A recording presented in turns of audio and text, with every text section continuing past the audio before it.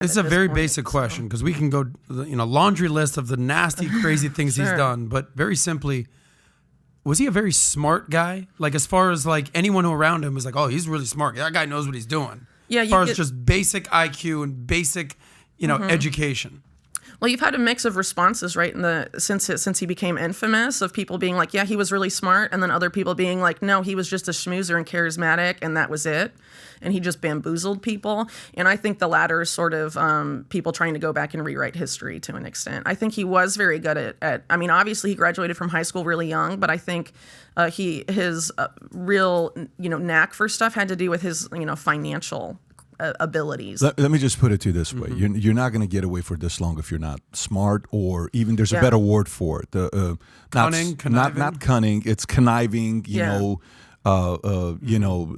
you can get away with, manipulating people for this long. Yeah. There's brilliance there. He had a skill set that made people a lot of money. And that's part of why he got away with this for so long. So let's talk, the skill set you're talking about is sex blackmail. Is that what you're talking about? I think that's part of it. But as far as it comes to Jeffrey Epstein, it looks like that sex blackmail angle didn't really start until the early 90s. And this is a person, we're talking about Epstein in the 70s right now. Then there's the whole question mark of the 1980s and Jeffrey Epstein. And I would say that, like I mentioned earlier, the financial crime angle is just as important as the sex crime angle with Epstein. And it's also the least explored when you're talking about this guy. So what do we not know? What do we not know about the 80s? Okay, so he leaves Bear Stearns. I sort of mentioned there was this insider trading investigation, all of that. And then Epstein goes on to claim that he's a financial bounty hunter. That's his term for it. And there's numerous quotes in mainstream media of people that knew Epstein that were told during this period that he was a person who claimed to find or hide money for powerful people.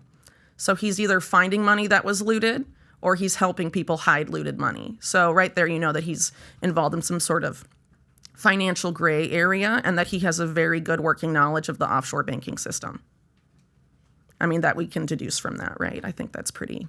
So how does that help him? So it's a financial bounty. Okay, I get that. But the bounty people I know, they're... He calls himself a bounty hunter, a financial bounty hunter. That's his term. He's used that terminology before, you're saying? Yeah, this is in mainstream media. Yeah. A financial bounty hunter. There's only a handful of ways you're able to get that. But either way, whether you're helping people find money that was stolen or helping people hide their stolen money, you know where that money goes. And this, the labyrinth of where that money is hidden, you know it better than anyone. And that's why people go to you. So the blackmail part is the creative one. So in the insurance industry, there's something called premium financing. And premium financing cases pay a lot of commissions. We're talking $10 million of commissions. One guy is doing a premium financing case with a big billionaire guy, and I'm not going to tell the story of who's who, but he takes the client away from the competitor. So the competitor who was about to close this case is going to get paid $5-something million, is upset and says, you got to give this client to me because it's mine. The other guy's like, I'm not going to take the client. I'm not going to give the client. He says, no problem. He has 3 people that work for him, all drop-dead gorgeous girls. They go and investigate because a lot of times these successful people, they eat at the same place, they sit at the same place, so it's easy to find them. He goes, creates an environment where the girl, it's the same script. She's going through her husband beating, all this stuff. And she says, I'm so sorry, sits at the same place at the bar. Eventually invites him back to her room. They go upstairs. They do what they do. He leaves. The videotapes. The insurance guy sends to the other guy, says, if you don't give me that client back, this is going to your wife, to your clients, to your employees, to everybody. So this is something, as weird as it sounds, this is not a abnormal thing. This goes on quite often. Yeah, in these circles specifically. Sure. So knowing what you know, when you call yourself a financial bounty hunter, have you been able to investigate and see what his methods were to get the money back?